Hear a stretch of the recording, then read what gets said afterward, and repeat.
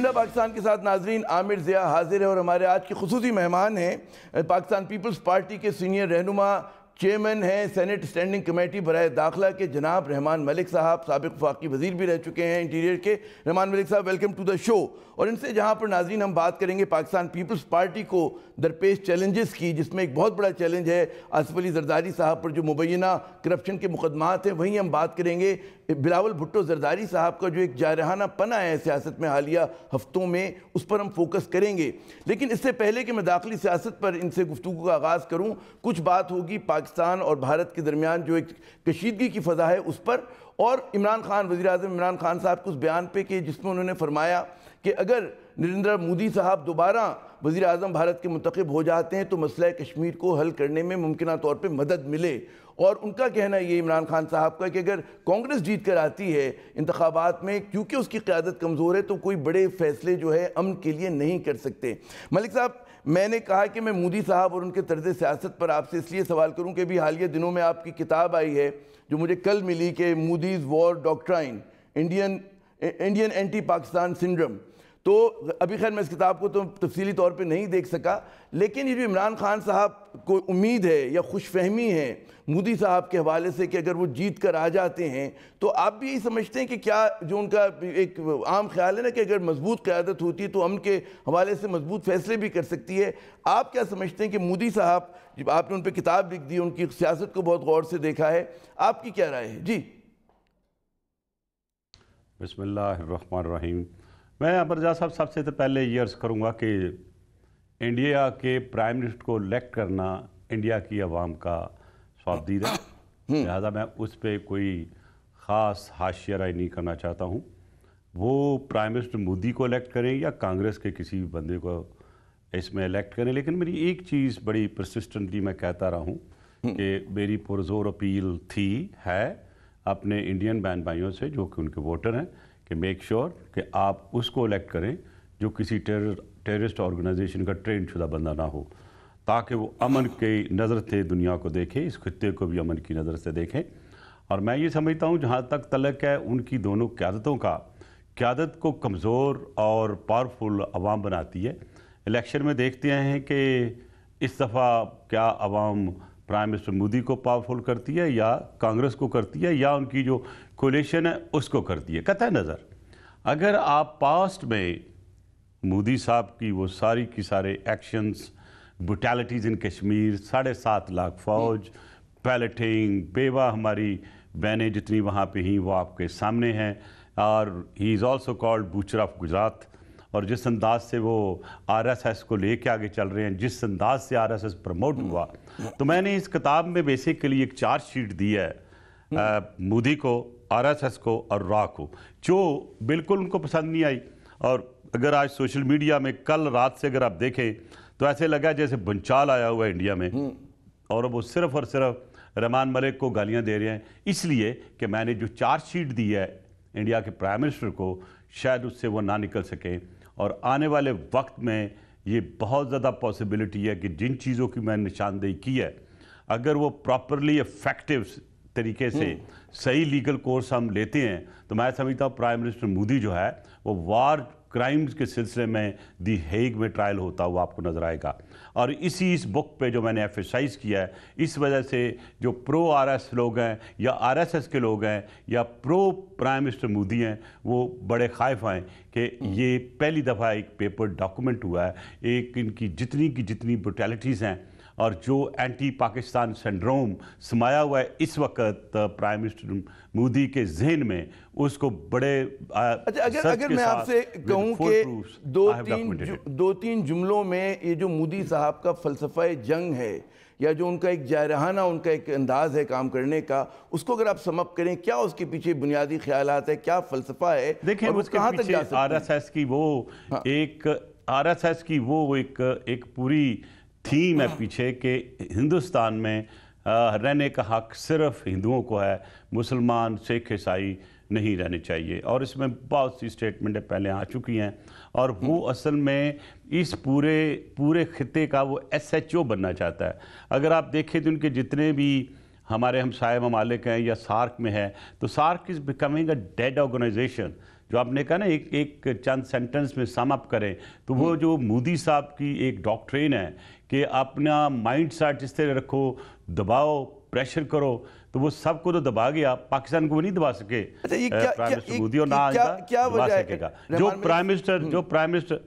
میں یہ عرض کر رہا تھا، یہ جو وجہ ایک سمجھ میں آنی چاہیے ہمیں کہ ہمارے جو بعض خوش فہم ہیں، جس میں وزیر اعظم پاکستان عمران خان صاحب بھی شامل ہو گئے ہیں، کہ جناب اگر مودی صاحب آ جاتے ہیں وہ سخت فیصلے کر سکتے ہیں اور کوئی مفاہمت کی راہ نکل سکتی ہے، کوئی سیٹلمنٹ ہو سکتا ہے کشمیر پر. آپ سمجھتے ہیں کہ یہ جو ایک امید ہے میں یہ سمجھتا ہوں کہ یہ اسٹیٹمنٹ جو statement prime minister Imran Khan نے دی ہے، ہماری انٹرنیشنل جو کمیٹی ہے سینٹ کی، جس میں شاہ محمود قریشی بھی موجود تھے، ہمارے چیئرمین بھی اس وقت مشاہد صاحب بھی موجود تھے، اور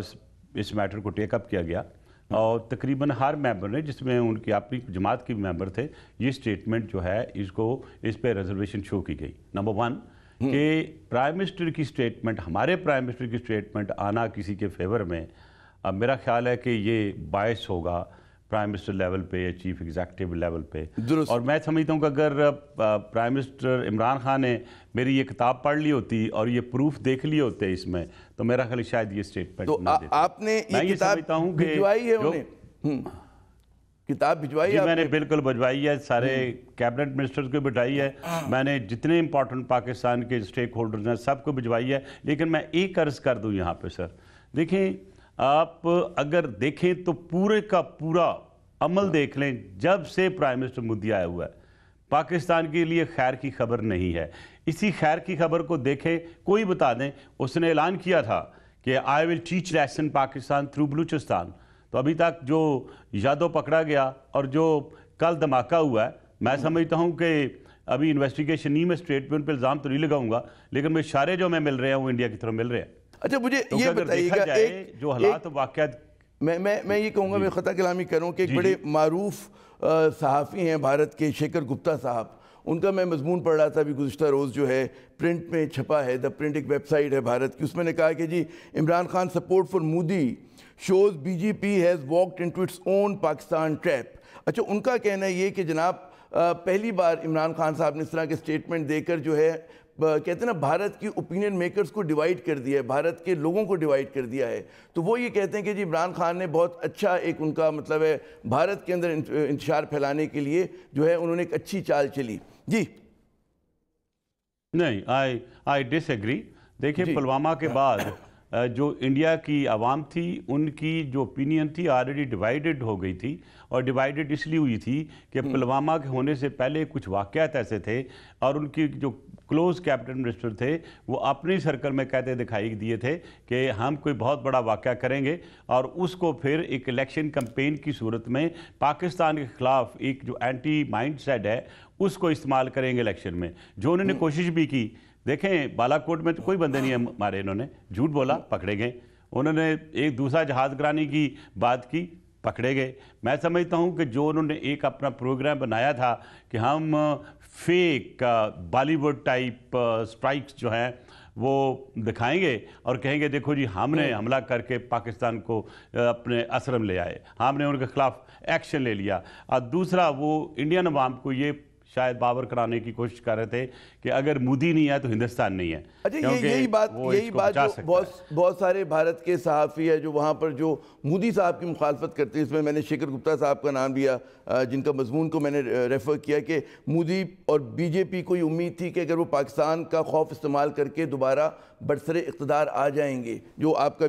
وہی تجزیہ ہے. لیکن ان کا کہنا ہے کہ جو عمران خان صاحب نے اس طرح کا اسٹیٹمنٹ دیا جس سے بظاہر یہ لگ رہا ہے کہ مودی کو انہوں نے ایک پریفرڈ ان کے امیدوار ہیں، تو اس سے جو ہے کھیل کا پانسا پلٹ دیا، بقول ان کے ہیز ٹرن دا ٹیبلز. تو یہ والی جو بات ہے، اور یہ بہت سارے ہمارے جو عمران خان کے چاہنے والے ہیں پاکستان، دیکھیں کہ ہر ایک کی اپنی اوپینین ہوتی ہے، وہ اپنی اسٹیبلشمنٹ کے زیر اثر ہے جن کا آپ ذکر کر رہے ہیں. اور اس وقت انڈیا میں کسی کی جرت نہیں ہے بات کرے اینٹی جو مودی ہے، اس لیے کہ RSS کا ٹیرر جو ہے وہ میڈیا ہاؤسز میں، وہاں کی بلڈنگیں، وہاں کے سٹاف، وہاں کے اینکرز کے چہروں سے صاف ظاہر ہوتا ہے. تو لہذا میں سمجھتا ہوں کہ جو سٹیٹمنٹ حقیقت میں مبنی نہیں ہے اس کو پاکستان کی اپنی عوام کو بھی دیکھنا ہے. آپ کیا سمجھتے ہیں کہ مودی ہمارے لیے اچھا ہوگا؟ कुछ लोग ये भी कहते हैं कि मोदी आया तो पाकिस्तान के लिए अच्छा होगा, मोदी आया तो पाकिस्तान के लिए बहुत ख़राब होगा। ये वो मोदी है जिसने ईस्ट पाकिस्तान तोड़ा था, ये वो मोदी है टीनेजर था जब जाके मुक्ति बानी के साथ लड़ा था पाकिस्तान के खिलाफ, यही वही है जिसने सीना तान के जवाब दिया था और एक डिक्लेरेशन की थी बांग्लादेश में कि मुझे ये समझाएं कि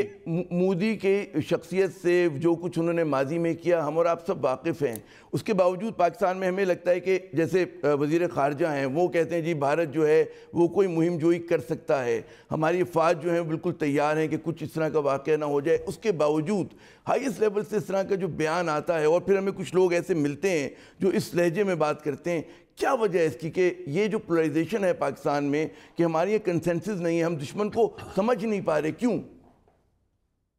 नहीं देखें, कंसेंसस तो है। जिस अंदाज से एक यूनाइटेड कलेक्टिव एक्शन हुआ और कलेक्टिव रिस्पांस आई इंडिया ने जब एस्केलेशन वो आपके सामने है। मैं बड़ा ओपनली एक किताब बल्कि एक आर्टिकल में लिख चुका हूँ लास्ट वीक कि इस वक्त 12 ऐसी रीजंस हैं जिसके तहत इंडिया पाकिस्तान में हमला नहीं करेगा, ना कर सकता है। उसके लोकल सिचुएशन, इंटरनेशनल सिचुएशन और पाकिस्तान की फोर्सेस का भरपूर वो जवाब देना जो बहुत बीफटिंग था। लिहाजा वो अपने हाँ कुछ हरकत कर सकते हैं, वैसे ही जैसे समझौता एक्सप्रेस की थी, वो ये पाकिस्तान में भी कुछ कर सकते हैं इन हालात में जाते जाते, या जो आरएसएस का और रा का एक नेक्सस बना हुआ है। तो मैं ये समझता हूँ कि आने वाला वक्त जो 10-15 दिन है ये बड़े तरीके से चलना चाहिए, लेकिन मैं नहीं समझता कि इंडिया को बड़ा हमला पाकिस्तान में करने के काबिल रहा है। खास तौर पे प्राइम मिनिस्टर मोदी जो है, he has lost his grounds because he is a day-to-day election से पहले तो लेम डक प्राइम मिनिस्टर हो जाता है। मुझे ये फरमाइएगा कि अमेरिका जो है अब वो भारत का स्ट्रेटेजिक पार्टनर है और बहुत सारे जो मगरबी ममालिक हैं वो भारत की भाषा जो है वो बोलते हैं। अच्छा, दूसरी तरफ हम पाकिस्तान को देखते हैं कि हम लोग जो है बहुत सारे दाखिली मसाइल के शिकार हैं, गिरती हुई मईशत है, हमारे अपना बहुत सारे इशूज़ पर कंसेंसस नहीं है, पॉलिटिकल इनस्टेबिलिटी है, तो ये बहुत बड़े चैलेंजेस हैं। ये जो कशमकश और अदम इस्तेकाम है, क्या नतीजा निकलेगा? जी आमद साहब, बात ये है कि जब तक एडवांस में कौमें और घर और शख्सियात देखती हैं कि अगर आने वाले वक्त में कोई तूफ़ान आ रहा तो उसका अपा करना चाहिए, उसका इलाज करना चाहिए। क्या हमें ये मालूम नहीं कि इंडिया हमारा दुश्मन है और हमेशा दुश्मन रहेगा? इंडिया ने पाकिस्तान को आइसोलेट करने के लिए, पाकिस्तानी की इकानमी को तबाह करने के लिए पाकिस्तान में टेररिज्म फैलाई। एक्चुअली इंडिया ने टेररिस्ट फाइनेंसिंग अगर चलाई और इस्तेमाल की तो इंडिया ने की पाकिस्तान में। तो मैं ये समझता हूँ कि हमारा जो नैरेटिव है, इतनी कुछ सैक्रिफाइसेस देने के बाद भी, और जो अमेरिका हमारा एलॉय रहा, वेस्ट हमारा एलॉय रहा, फिर भी आज हम ये बताने की कोशिश कर रहे हैं कि हमने बहुत सैक्रिफाइसेस दी और हमारी खिदमात दुनिया के सामने होनी चाहिए, क्योंकि वो इंडिया से कहीं बहुत ज़्यादा है। क्वेश्चन ये है कि वाई इंडिया वाज सक्सेसफुल और हम अपना नैरेटिव नहीं दे सके, इसलिए कि वेस्ट भी और इंडिया ये एक उनका प्री डिटर्मिन्ड एक माइंड बन चुका था कि पाकिस्तान की सिचुएशन को ख़राब करना है। और उसमें अगर देखें तो न्यूक्लियर हारिक को चुभता है, उसके सिलसिले में जो चीज़ें हुई आपके सामने हैं, जो हमारे साथ अभी तक बलूचिस्तान में और अपने KPK में हो रहा है वो आपके सामने है। ये एक सोची समझी स्कीम का हिस्सा है कि पाकिस्तान को कमज़ोर करना है। अभी आप देखिए fat of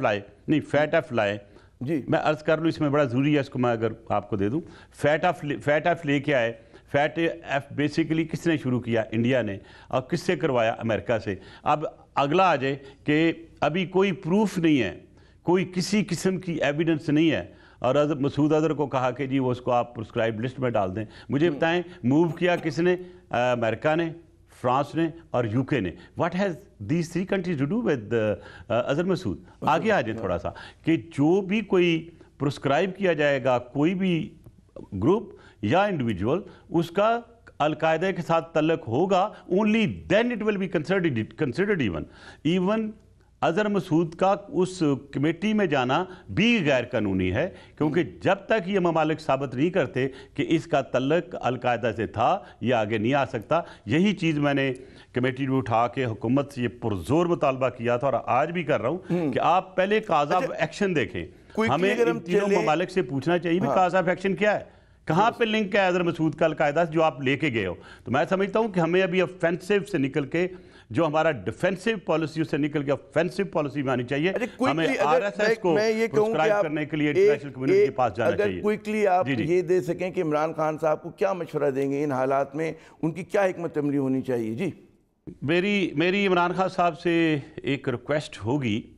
he is the prime minister of the country, وہ کوئی بھی اسٹیٹمنٹ دے سکتے ہیں, لیکن میں چاہوں گا کہ جب بھی کوئی ایسی اسٹیٹمنٹ دینی ہے تو پلیز اپنے فارن آفس سے اور کنسرن اسٹیک ہولڈر سے بات کر کے پھر دیں. اگر انہوں نے پرائم منسٹر مودی کی وہ ساری کی ساری نیچر اور اینٹی پاکستان سینڈروم اور اینٹی مسلم سینڈروم اور جو آگے آنے والے وقت میں اس نے فیصلہ کیا ہے پاکستان کو نقصان پہنچانے کا, اور وہ ساری باتیں نہ بھولیں. برادان بگتی کو کس نے کہا تھا, یہ بھی نہ بھولیں کہ انہوں نے کتنی ٹیررسٹ فنانسنگ بلوچستان میں کی ہے, یہ اور کس نے کس کو پاسپورٹ دیا. آپ کا مشورہ آ گیا. اس سے جڑا ہوا ایک اور سوال, کیونکہ آپ بین الاقوامی کہتے ہیں نا رہے تو آپ وزیر داخلہ ہیں, لیکن بین الاقوامی امور پر آپ نے کافی آئے دن مضامین لکھتے رہتے ہیں. افغانستان ایک بہت اہم پاکستان کے لیے ایک ایشو رہا ہے, وہاں پر امن کا قیام جو ہے. آپ کو مغرب کے خصوصاً امریکہ کے کیا آبجیکٹیوز لگتے ہیں اس وقت افغانستان میں اور جس طرح سے وہ بدل رہے ہیں؟ جی دیکھیں جی, آبجیکٹیو تو امریکہ کے رائٹ فرام دا بگننگ جب ہم ٹریپ میں آئے تھے, جب یو ایس ایس آر کی اور افغانستان کی جنگ ہوئی تھی, اور ہم نے کسی کی جنگ میں جمپ کر کے آج تک اسے سفر کر رہے ہیں. Basic motive of America is to remain in this region, اور اس سے بہتر اپرچونٹی امریکہ کو نہیں مل سکتی کہ ایک پولرائزڈ کنٹری, ایک ڈسٹربڈ کنٹری, اکنامیکلی تباہ حال کنٹری اس میں رہے. اور انہوں نے جس انداز سے اپنے اڈے بنائے ہیں, میرا اپنا یہ خیال ہے کہ اگر فوج وڈرا بھی ہو جاتی ہے تو شاید امریکہ اڈے دینے پہ راضی نہ ہو, وہ رہے گا رکھے گا. اور میرا خیال ہے آج کل جو ایک ٹسل چلی ہوئی ہے اس ڈائلاگ میں جس میں افغانستان اور افغانستان اور امریکہ کے درمیان ہو رہی ہے, اس میں یہ ایشو سر فہرست ہے. اچھا, اب آگئی ہماری بات کہ ہم نے تھوڑا سا شاید نوئے کیا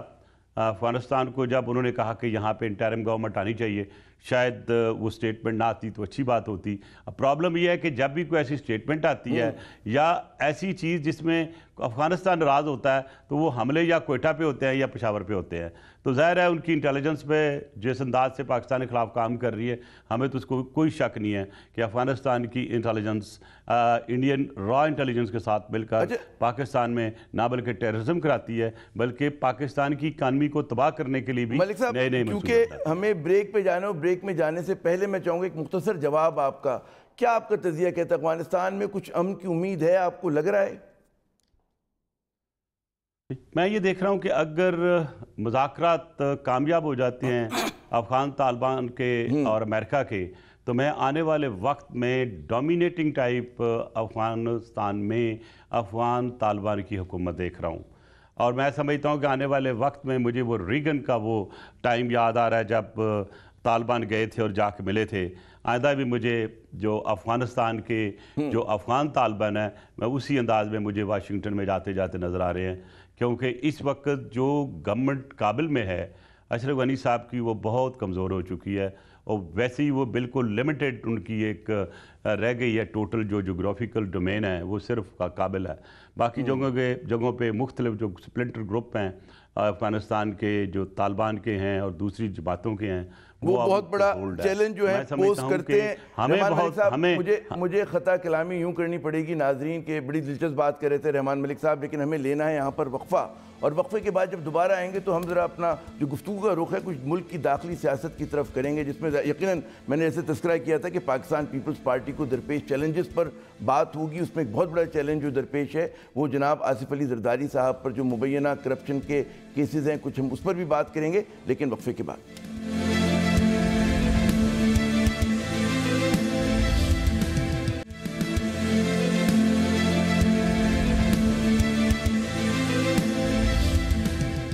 ایجنڈا پاکستان میں ناظرین ایک مرتبہ پھر خوش آمدید, اور ہمارے آج کے خصوصی مہمان جناب سینیٹر رحمان ملک صاحب, پاکستان پیپلز پارٹی کے سینئر رہنما. ملک صاحب, آپ نے مطلب کہتے ہیں نا انٹیریئر منسٹری کو آپ نے لیڈ کیا, ایف آئی اے میں آپ نے خدمات انجام دیں, دیگر آپ کے بہت زیادہ تجربہ رہا ہے. آپ کیا سمجھتے ہیں کہ اس ملک میں بدعنوانی کا جو چیلنج ہے کتنا بڑا ہے, اور جس طرح سے حکومت وقت اس سے نمٹ رہی ہے کتنا ایفیکٹو ہے وہ طریقہ؟ دیکھیں انفارچونیٹلی پاسٹ میں بھی اگر آپ پورے جتنی ہسٹری اٹھا کے دیکھ لیں تو accountability has been used like a victimization stick. اچھا وکٹمائزیشن کے بعد میں آتے ہیں. میں پہلے میرے جو سوال آپ سے جو میرا پہلا سوال کا پہلے حصے پر آتے ہیں وہ یہ کہ اس ملک میں جو ہائیسٹ کہتے ہیں نا کہ کوریڈورز آف پاور ہیں وہاں پر کرپشن مسئلہ ہے یا نہیں ہے؟ آپ نے اتنا قریب سے دیکھا, بطور حکومت میں رہ کر دیکھا, اپوزیشن میں رہ کے دیکھا, کیا کہیں گے آپ؟ جی میں اسی طرف آ رہا ہوں کیونکہ اس چیز کو سمجھنا بڑا ضروری ہے عامر رضا صاحب. کیا پاکستان کی پارلیمنٹ, پاکستان کی پہلی حکومتیں اور آج کی حکومتیں کیا یہ ریالائز نہیں کرتی کہ پاکستان میں کرپشن کو ختم کرنے کا بلٹ ان سسٹم موجود نہیں ہے؟ اگر آپ دیکھیں تو ایک وتیرہ بن چکا ہے, آپ نے کہا موجود نہیں ہے. کوئی بلٹ ان سسٹم جو ہے پاکستان کے اس پولیٹیکل سسٹم میں, اس ایڈمنسٹریٹو سسٹم میں نہیں ہے. سب سے پہلے تو ہمیں وہ اصول اپنانا چاہیے جو ابن خلدون کا ہے کہ کسی بھی اچھی گورننس کے لیے اور کسی بھی ملک میں بہتر حالات ایڈمنسٹریٹو کرنے کے لیے 3 وے اکاؤنٹیبلٹی ہونی چاہیے, یعنی it should be used at a yardstick. اور کس کے لیے؟ Administrative, political and judicial.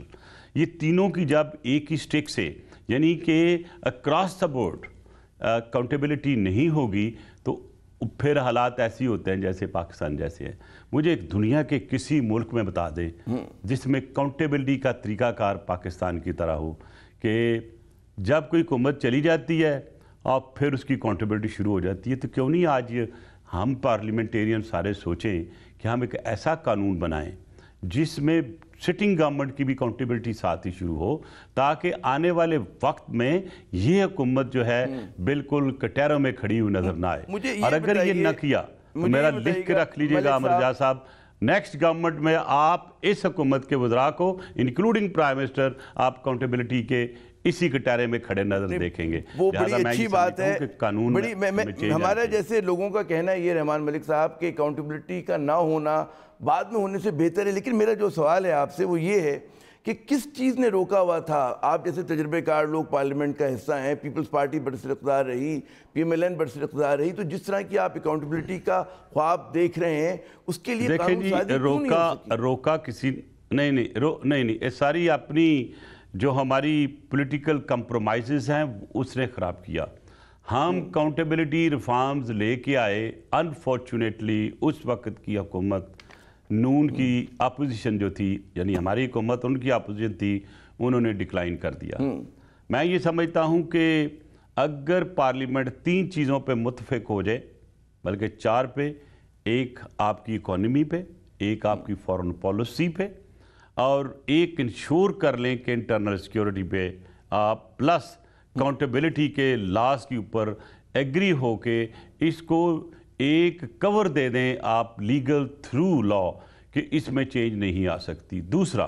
جو اپوائنٹمنٹ ہے انسٹیٹیوشنز کی جو اکاؤنٹیبلٹی کی ہیں یا وہ ہینڈل کر رہی ہیں اکنامک سچویشن کو یا اکنامک انسٹیٹیوشنز کو, ان کی بھی ویٹنگ جو ہے وہ پارلیمنٹ کے دونوں ہاؤسز سے ہونی چاہیے اور بائی ووٹ ہونی چاہیے, اس لیے کہ پھر ان کو ایک کانفیڈنس بھی ملے گا. تیسرا, اس وقت آپ کی ساری بیوروکریسی جو ہے بزنس ایز یوزول چھوڑ کر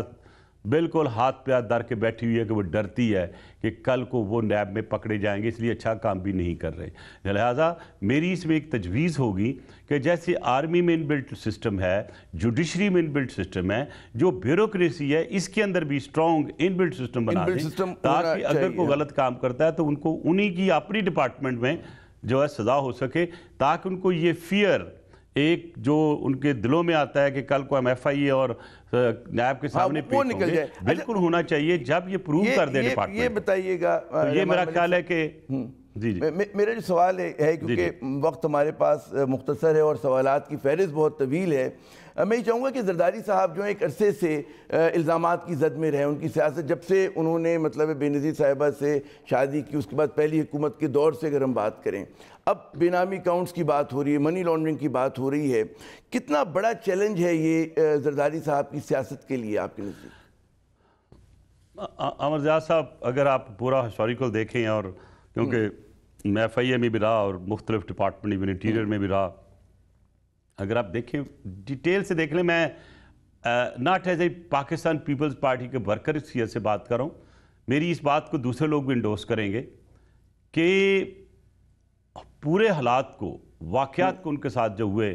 تو میں سمجھتا ہوں آصف زرداری صاحب کو آپ ایک وکٹمائزیشن کا جو ایک سمبل بنا دیا انہوں نے، اور اس وکٹمائزیشن جو ہے جنرل ضیاء الحق کے وقت شروع ہوئی اور پھر چلتی رہی، اور اس انداز سے چلتی رہی کہ ہر آنے والی حکومت نے آصف زرداری صاححب کو برے انداز سے وکٹمائز کیا، 12 سال جیل میں رکھنے کے بعد کیسز بنانے والوں نے معافی مانگی۔ میں یہ عرض کر رہا ہوں کہ کر دوں نا اس میں، ہاں ایک جملہ سن لیں، اس کے بعد کہتے ہیں کہ وہی دھواں وہیں ہوتا ہے جہاں پر آگ ہوتی ہے، تو آپ کے خیال میں بالکل مطلب ہے کہ تمام کے تمام الزامات میرا خیال ہے بہت سی ایسی چیزیں آتی ہیں آج کل، تو آپ دھوئیں کے بغیر بھی آگ ہوتی ہے، الیکٹرانک آگ لگی ہوتی ہے، میں ایسی بات کوئی ہم تو پرانے زمانے کی بات کر رہے ہیں، اس میں میرا سوال پرانی باتیں ہیں، میرا سوال یہ کہ آپ بالکل سمجھتے ہیں کہ آصف علی زرداری صاحب کے ہاتھ جو ہیں بالکل صاف ہیں، جو الزامات ہیں بالکل غلط ہیں، وکٹمائزیشن کا لفظ استعمال کر کے تمام جو کچھ ہوا ہے اس کو ہم ایک طرف کر سکتے ہیں، کیونکہ جتنے بڑے پیمانے پہ مطلب ٹھیک ہے صاحب میری بات کو اس طرح لیں کہ میں پہلے ابھی پاسٹ کی بات کر رہا ہوں کہ پاسٹ میں جو کچھ ہوا اس میں سب میں وہ ایگزانریٹ ہوئے، اتنے بڑے الزام کہ جی گھوڑا مربع کھاتے ہیں، فلانا ہو گیا، پتہ نہیں کیا کیا، ہماری لیڈر محترمہ بے نظیر بھٹو کو جس طرح ایک کورٹ سے دوسرے کورٹ میں لے کے جاتے رہے، یہی بلاول بھٹو زرداری صاحب بچے تھے، گود میں ہوتے تھے، گرمیوں کے دن ہوتے تھے، ایک جگہ سے دوسری جگہ لے کے جاتے تھے، تو کیا اس کو وکٹمائزیشن نہیں کہیں گے؟ آخر انہی کورٹ نے ان کو ایگزانریٹ کیا۔ میں آپ دیکھیں 5 جج سیک ہو گئے جنہوں نے ایک کیس کو غلط فیصلہ کیا، اور اس کی ڈیسیشن اٹ واز لائک ایک بڑا لیگل وہ ہے داخل جو ہوا رحمان ملک صاحب، کیونکہ بڑا ایک لیگل ایک قانونی طویل جنگیں لڑی گئی، اس میں ریکارڈ بھی غائب ہوا، اس میں بیچ میں این آر او بھی ہوا، بہت سارے آپ کو پتہ ہے کہ اس ملک میں وائٹ کالر کرائم کو جو ہے میں آپ کو 2 چیزیں یہاں پہ بہت مشکل اس میں میں آپ کو تھوڑی سی این آر او کی بات این آر او کی بات جو کر رہے ہیں نا امرزا صاحب، میں اس کا ذاتی وٹنس ہوں، ود اتھارٹی، اور اس شرط کے ساتھ کہ میں ریزائن کر دوں گا پالیٹکس سے اگر یہ ثابت ہو جائے کہ محترمہ بے نظیر بھٹو نے کوئی این آر او سائن کیا تھا اس کے ساتھ، جنرل مشرف کے ساتھ۔ نو، انہوں نے ایک ٹرانزیشن کے لیے بات چیت کی تھی from dictatorship to the democracy. اب اس پہ آگے آ جائے گا کہ جو کیسز بنے وہ سارے کے سارے آپ نے دیکھے کہ کورٹوں سے فارغ ہوئے۔ آج بھی آصف علی زرداری صاحب نے کہا کہ میں اپنے آپ کورٹوں کو میں پیش کرتا ہوں، میں اپنی اکاؤنٹیبلٹی جو اس طرح کورٹ کہتے ہیں میں حاضر ہوتا ہوں۔ آج تک انہوں نے ہر کورٹ میں حاضری دے کے ہر چیز بتائی ہے، جو کورٹ نے مانگی ہے وہ دیا ہے۔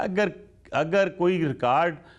غائب کرنے کا الزام لگاتا ہے تو انہیں پھر اپنی ریزائن کر کے گھر چلے جانا چاہیے۔ جو ریکارڈ ہوتا ہے وہ گورنمنٹ کی کسٹڈی میں ہوتا ہے، وہ لیکن ہمارے ملک میں بہت ساری چیزیں ہو جاتی، رحمان ملک صاحب مجھے خطا کلامی کرنی پڑے گی کیونکہ ہمیں ناظرین یہاں پہ لینا ہے وقفہ، لیکن حقیقت یہی ہے جیسے انہوں نے کہا کہ یقیناً بے نظیر بھٹو صاحبہ نے ایک ٹرانزیشن کی بات کی، لیکن اس کے نتیجے میں کیسز تو وڈرا ہوئے، اور وہ اس کا وڈرال جو کیسز ختم ہوئے اس کا فائدہ ہماری پوری پولیٹیکل کلاس نے اٹھایا، بہت سارے لوگوں نے اٹھایا۔ ناظرین یہاں پہ لیتے ہیں وقفہ، وقفے کے بعد جب دوبارہ آئیں گے تو کچھ بات کریں گے جو پیپلز پارٹی کی 21ویں صدی کی امید ہیں بلاول بھٹو زرداری صاحب، ان کے طرز سیاست، اس میں ہم دیکھتے ہیں حالیہ دنوں میں بڑا جارحانہ پن آیا ہے۔ پوچھیں گے رحمان ملک صاحب سے کیا مقصد ہے، کیا وجہ ہے، لیکن وقفے کے بعد۔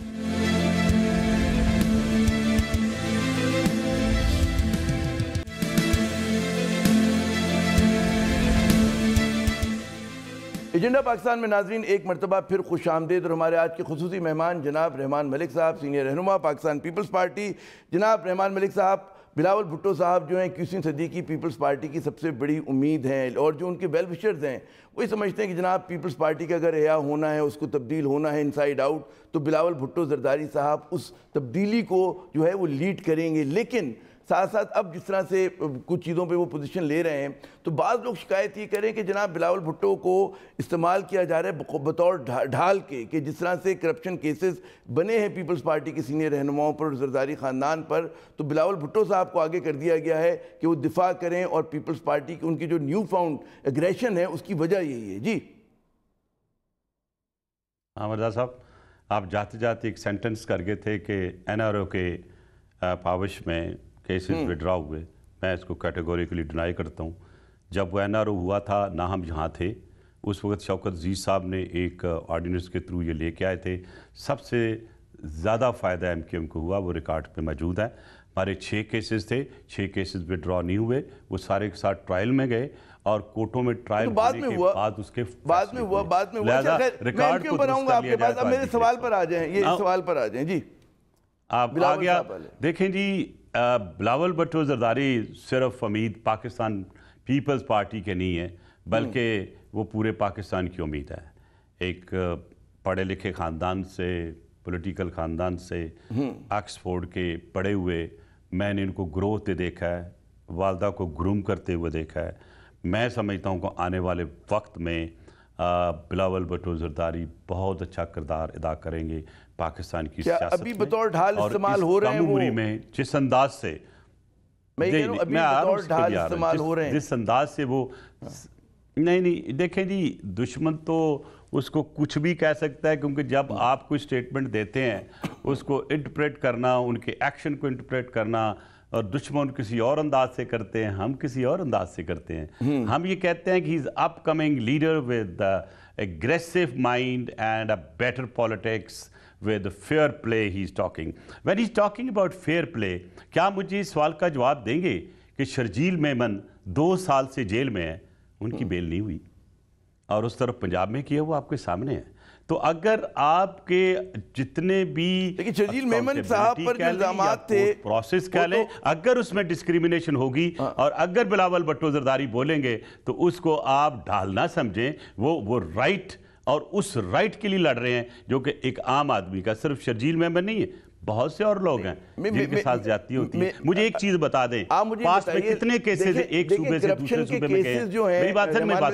ایک کتنے صوبے ایک دوسرے صوبے، میرا بھی ہر دوسرے دن کراچی اب آنا ہوتا ہے، ہمیں پتہ ہے کہ واقعی بہت بڑے بڑے مسائل تھے، جس طرح سے اشتہارات دیے گئے، جس طرح سے وہ ہوا، ہم اس کی تفصیل میں نہیں جاتے کیونکہ ہمارے پروگرام کا آج ایمبٹ نہیں ہے۔ یہ یقیناً ہوگا کہ جی ایک جگہ پہ کسی پہ الزام ہے کرپشن کا، وہ چھوٹ گیا، ایک گزرا 2 مہینے کے بعد چھوٹا، لیکن چھوٹ جاتے ہیں۔ ہمارے ملک میں کس کو سزا ہو رہی ہے کرپشن کے اوپر؟ ایک آدھ 2 کو چھوڑ کر۔ میں ایک اور سوال، آپ نے جو اس کے حوالے سے کہا کہ بلاول صاحب کا جو اگریشن ہے وہ بار بار ایک چیز کہہ رہے ہیں کہ جی 18ویں ترمیم جو ہے وہ خطرے میں ہے۔ اچھا، بظاہر تو ایسا نظر نہیں آ رہا ہے، کیونکہ کوئی پی ٹی آئی کی سینئر لیڈرشپ سے بات کی جائے، وہ کہتے ہیں جناب کوئی ہماری ابھی پورے عدد ہی نہیں ہے، ہم 2/3 میجورٹی نہیں ہے۔ کیوں یہ جو ہے واویلا مچایا جا رہا ہے کہ جی 18ویں ترمیم خطرے میں ہے؟ بات یہ ہے کہ دیکھیں آپ he's the chairman of the one of the biggest party، وہ واویلا نہیں کرتے بلکہ بڑی مصدقہ طریقے سے آرگومنٹ کے ساتھ بات کرتے ہیں۔ جب اگر پیپلز پارٹی کے فیڈرل منسٹر اور پروونشل منسٹر یہ کہیں گے کہ 18ویں ترمیم جو ہے اس میں امینڈمنٹ ہو سکتی ہے، تو اس کا جواب دینا ان کا فرض بنتا ہے، کیونکہ 18ویں ترمیم پاکستان پیپلز پارٹی نے لائی اور کنسنسس کے ساتھ لائی، تو لہٰذا میرا حال ہے اس کو نیگیٹو نہ لیں۔ اگر نہیں ہوتی 18ویں ترمیم تو بڑی خوشی کی بات ہے، اور شاید ان کے ایفرٹ سے، نہیں آپ لاء کے بھی ایکسپرٹ ہیں، قانون کے بھی، شاید ان کے ایفرٹ سے نہ ہو۔ مجھے یہ بتائیے کہ ترمیم اگر کوئی بات کر رہا ہے تو اس میں کون سی گناہ کی بات ہے؟ کیونکہ قانون جو ہوتا ہے حرف آخر نہیں ہوتا۔ لوگ یہ بھی کہتے ہیں 18ویں ترمیم نے بھٹو صاحب کے آئین کی شکل کو بگاڑ دیا، بدل دیا، بھٹو صاحب کے جو آئین تھا، تو کیوں نہیں ترمیم ہو سکتی؟ کیا وجہ ہے؟ اگر اس کے اندر 2/3 میجورٹی ہو، اگر وہاں پر سب لوگ تیار ہو جائیں تو اس میں کیا گناہ کی بات ہے؟ جی نہیں، جو آپ بات کر رہے ہیں 18ویں ترمیم کے بعد کچھ ترمیمات آئیں، لیکن دیکھنا یہ کہ گورنمنٹ کو کلیریفیکیشن کے ساتھ آنا چاہیے کہ وہ 18ویں ترمیم میں کون سی ترمیم لانا چاہتے ہیں۔ وہ جب وہ لے کے آئیں تو let it be discussed in the house, لیکن آپ اگر اس کو بغیر کلیئرٹی کے جنرل سٹیٹمنٹس دیں گے تو وہ تو ڈاؤٹس کریٹ کریں گے، تو ڈاؤٹس تو کریٹ خود گورنمنٹ کر رہی ہے ایسی سٹیٹمنٹ کے لیے، کیونکہ پھر صرف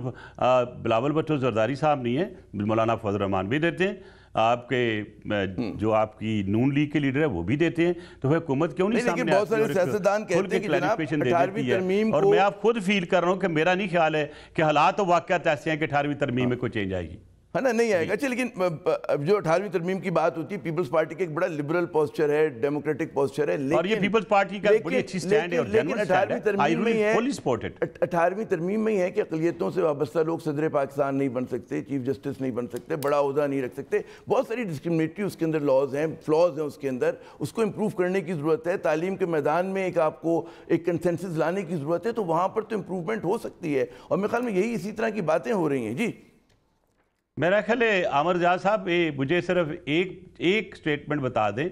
یا مجھے کوئی ایک موو گورنمنٹ کی بتا دیں جنہوں نے لا میں امپروومنٹ کرنے کے لیے 8ویں ترمیم میں امپروومنٹ کرنے کے لیے کوئی لیجسلیشن پرائیویٹ لیول پہ یا گورنمنٹ لیول پہ سینٹ میں یا وہ تو نہیں ہوا، وہ تو حکومت خود کہتی جی ان کا کوئی ارادہ نہیں، اور ہم یہ دیکھتے ہیں کہ بلاول بھٹو صاحب کہہ رہے ہیں کہ جی ارادہ ہے اور اس طرح کی بات ہوگی۔ اچھا تو کیا، اچھا ایک اور میں ایشو پہ، کیونکہ پروگرام میں 4-5 منٹ رہ گئے ہیں، آپ نے نہیں ارادہ ہے، کاز آف ایکشن تو ہے۔ جب گورنمنٹ کے منسٹرز کہتے ہیں ہم نے چینج کرنا تو کہتے ہیں لائن کیا چینج کرنا چاہتے ہیں، جنرل بات تو نہیں کر سکتے نا۔ وہ تو ظاہر اس وقت لے کر آئیں گے نا جب ان کے پاس عدد ہوں گے بھی، تو وہ صرف میرے خیال میں پرائیویٹلی یا ایک پبلک پوسٹنگ کے طور پہ بات کر رہے ہیں۔ اگر وہ اتنی کانفیڈنٹ ہیں کہ وہ ٹھیک ہیں، میجورٹی میں ان کی حکومت ہے، تو why don't they bring it?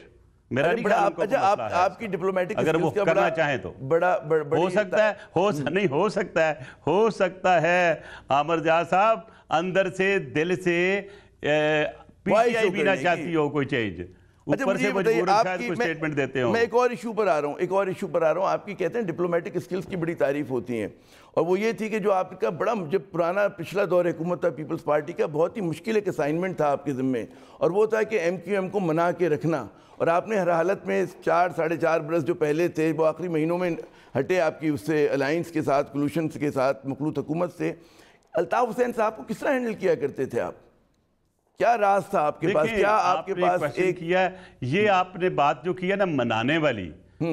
والی کوئی بات نہیں ہے۔ جب حکومتوں میں کولیشن پارٹنرز ہوتے ہیں تو give and take at the administrative level ہوتا ہے، اور وہ یہ منانے والی بات کوئی نہیں تھی، لیکن جو کمیٹیاں بنی ہوئی تھی ایم کیو ایم کی اور پی پی پی کی، جس کا میں بھی ممبر تھا، کبھی کبھی ہیڈ بھی کرتا تھا یا کبھی شرط بات سب کرتے تھے، تو اس میں ہم دیکھتے تھے کہ پاکستان پیپلز پارٹی، ایم کیو ایم دونوں مل کر عوام کی خدمت کیسے کر سکتے ہیں، اور نیگیٹیوٹی کا اگر کوئی تھی اس کا خاتمہ کیسے کیا جا سکتا ہے۔ اور آپ نے دیکھا کہ کبھی اونچ نیچ بھی ہوتی تھی، تو حالات بڑے ٹھیک چلتے تھے، اور میرے ذمہ یہ تھا کہ میں میڈیشن اس انداز سے کروں کہ حالات خراب نہ ہوں۔ اچھا، وہ آپ کے بارے میں جو کریڈٹ لوگ تعریف کرتے ہیں کہ آپ بغیر کچھ گیو کیا آپ ٹیک لے لیا کرتے ہیں، بغیر کچھ دیا آپ لے لیا کرتے تھے کنسیشن، یہ بڑا آپ کے بارے میں خیال ہے کہ ایم کیو ایم کے لڑکے اب بھی، ان کے جو ایم کیو ایم کے دوست ہیں اب تک یہی کہتے ہیں کہ جی مطلب جو بڑی ڈیمانڈز تھیں اربن ایریاز کے رائٹس کی، وہ کہتے ہیں نا کہ چاہے وہ لوکل باڈیز ہوں، چاہے فلاں جو بڑے مسائل تھے، وہ تو کوئی بھی حل نہیں ہوئے، لیکن اس کے باوجود جو ہے الطاف حسین صاحب آپ کی ہر بات مان لیا کرتے تھے۔ جی نہیں، دیکھیں ٹوٹل شاید حال نہ ہوئے ہوں، پارشلی حال ضرور ہوئے تھے۔ میں ایم کیو ایم کے دوستوں کو اچھا سمجھتا ہوں، میرا ان کا اچھا واسطہ رہا، اور میری باتوں کی اب تائید تو پہلے مسلم لیگ نون کے جو جتنے سینئر لیڈر انہوں نے کی، اور 2 ہفتے پہلے میری بات کی جو تائید کی پرائم منسٹر عمران خان صاحب نے کہ ان سے نفیس لوگ کوئی نہیں ہوتے، اور I really always enjoy talking to them, پڑھے لکھے لوگ ہیں، اور میں یہ سمجھتا ہوں کبھی نجائز آخری جملہ میں آپ سے کہوں گا، بینگ انٹیریئر منسٹر کبھی انہوں نے غلط کام بھی نہیں کہا مجھ سے، میں کہوں گا آخری 2 جملوں میں اگر آپ اس کا جواب دے سکیں، کیا آپ اپنی پارٹی کو تجویز دیں گے؟ اربن سندھ کے بہت زیادہ مسائل ہیں، ایم کیو ایم شور مچا رہی ہے، آپ بھی کراچی میں رہتے ہیں، ہم بھی کراچی میں رہتے تھے، تو کیا ریکمینڈ کریں گے پیپلز پارٹی کیا کرے اس شہر کے لیے کہ وہاں کے لوگوں کے میرا خیال ہے کہ مداوع ہو سکے؟ حال یہ ہے کہ بڑے شور کی بجائے وہ آئیں اسمبلی میں، وہ بھی موجود ہیں، آ کے اسمبلی میں جو وہ چینجز چاہتے ہیں لے کے آئیں، بیٹھ کے اس کا کو حل نکالیں، ایک کنسنسس کے ساتھ چیز کو چلیں، بجائے اس کے یہ وار میڈیا میں لڑیں۔ اپنی سندھ اسمبلی میں آ کے اپنی تجاویز کے ساتھ، اور پاکستان پیپلز پارٹی ہر اس تجویز کو ویلکم کرے گی جو سندھ کے لیے یا کراچی کے لیے یا پورے بہتر ملک کے لیے ہوگی۔ بہت بہت شکریہ رحمان ملک صاحب، آپ نے ہمیں اپنا قیمتی وقت دیا۔ ناظرین، آپ نے گفتگو سنی۔ یقیناً پاکستان کو بڑے بڑے چیلنجز کا سامنا ہے۔ مشرقی سرحد پہ بھارت جو ہے وہ کہتے ہیں خوخار نظروں سے پاکستان کی طرف دیکھ رہا ہے، لیکن اصل جو مسئلہ ہے وہ ہمارے اندرونی چیلنجز کا ہے۔ وہ اس میں معیشت ہے، سیاسی استحکام ہے، اور اس کے لیے یقیناً اداروں کو مضبوط کرنا ہے اور ایک براڈر اس میں لیول کے اوپر پولیٹیکل کنسنسس کی ضرورت ہے۔ عامر زئی کو اگلے پروگرام تک کے لیے اجازت۔ خدا حافظ۔